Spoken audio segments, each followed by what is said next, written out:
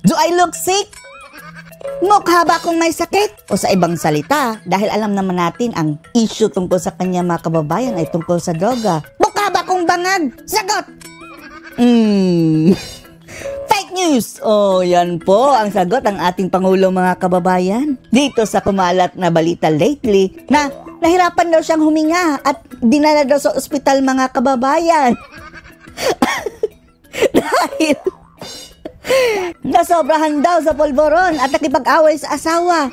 At kaya nga daw hindi nagpakita kahapon buong araw pero sabi ng ating presidente, fake news! Oh!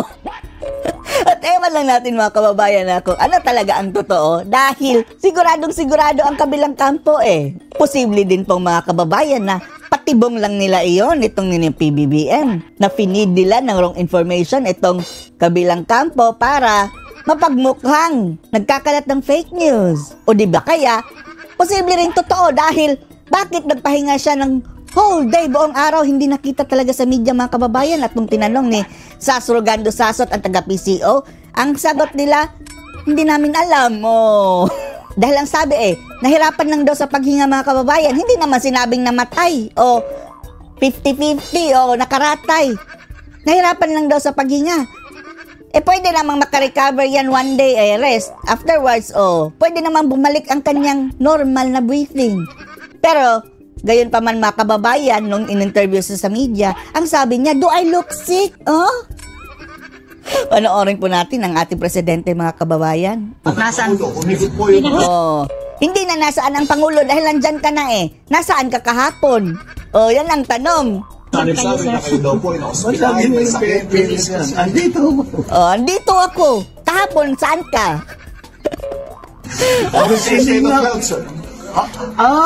Because lumabas yung report.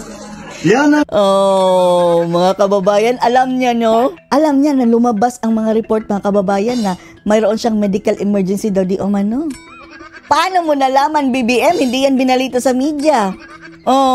Mabuti pa itong report sa social media mga kababayan na dinala daw ito sa ospital via chopper.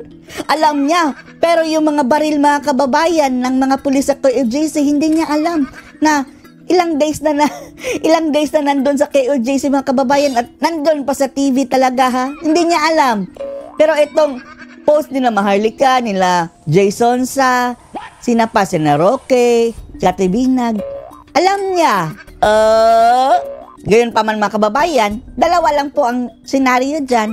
Totoo o hindi? Kung totoo, hindi rin niya aaminin, di ba? Sino ba namang baliw ang aamin? At kung hindi totoo, malamang finid nila mga kababayan, sila din ang may alam dahil gusto nilang bitagin ang kabilang kampo Gayon pa man, pakinggan po natin ang kanyang rason Kailangan ninyong tignan. Do I look sick? Do I look sick? Do I look sick? Ano ang kailangan natin bantayan? Mga fake news na ganyan. Fake news na ganyan. Kayong naniniwala unless it comes from a credible source. Bakit mo alam? Dumating sa kanilang balita mga kababayan. May nakapagsabing parang sinadya daw talaga iyon para mag-divert ang usap-usapan mga kababayan dahil grabing issue na nangyari mga kababayan yung pangharas doon sa KOJC kina Kibuloy. Tapos sumablay pa ito dahil sinisi ang hangin mga kababayan sa pagbaha. Baka gumawa ng taktika. Ewan lang natin pero gayon pa man, whole day siya kahapon na hindi nagpakita. Tama, ang dami kong kaibigan tumawag sa akin, okay ka ba? Wala, kalokohan lang yan. Kalokohan. You were in the palace sa bahay niyo kahapon, sir? I was in the most of the day, yes. I had a meeting in the morning.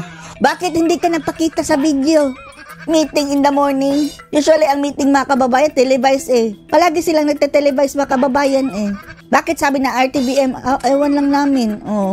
I had a command conference. Conference, di ba? Usually, televised yan. Paglabas kayo ng footage, dapat nag-live kayo kahapon. Dahil kahapon po ang kasagsagan ng mga kababayan aftermath ng bagyo. Some of our commanders and I spent the rest of the day reading my briefs and reading daw mga kababayan. Doing paperwork. Paperwork habang nagbagyo. Di ba dati-rati sumakay pa ito ng military truck at kaway-kaway. Oh, hello mga labagyuhan, kumusta kayo dyan sa baha? Kahapon paperwork lang siya.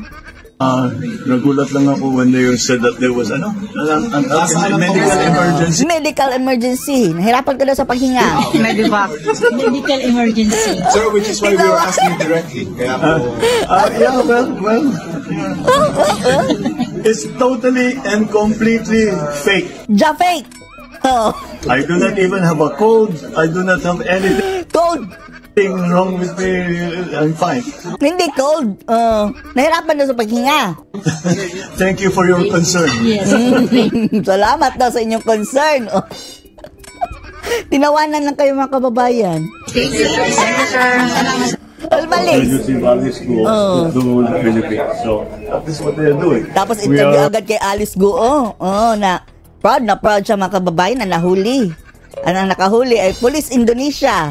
Oh, kudos Police Indonesia. We're already finalizing the arrangements for the return of Alice Guo back to the Philippines. At ang nakakatawa lang po mga kababayan, ay wala pa pulang warrant of arrest ha. In-interview ni Ted Filon mga kababayan ang pulis. Wala dang warrant of arrest dito kay Alice Guo. At mukhang makakastigo siya mga kababayan dahil sa paggamit niya ng wrong identity sa paglabas ng bansa. Diyan pa siya makakastigo. Hindi dito sa kasong may kinalaman sa kanya. Oh, bilang inchik o ganyan pogo. Ewan lang natin kung ano yan.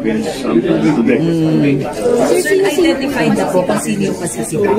Oh, sino masisisi? Baka pati sarili niya. Masisibak, sir. Masisibak. Sino sisibak ng BBM?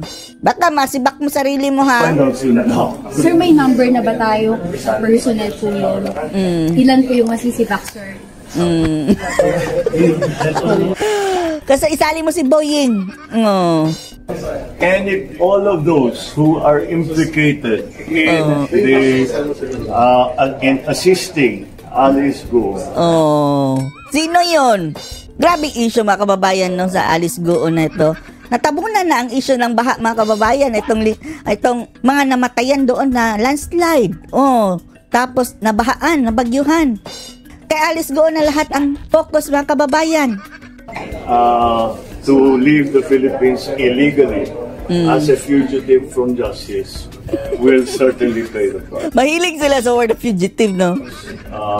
Not only will they, ang tanong nyo, sino yung sisibakin? Hindi lang namin sila sisibakin, kakasuhan pa namin. Wow! Bakit ikaw ang magkakaso? Akala ba namin separation of power? Kailan pa magkakaso ang presidente mga kababayan, di ba? Ibig sabihin mga kababayan, sila talaga ang nasa likod niyan. Kasama na itong si Kibuloy. Dahil ang kanilang ginawa ay lapag sa batas at against all of the interests of the Philippines. Sige, kasuhan nyo! Nang umunlad na ang Pilipinas at sama-sama nating babangong muli. Okay?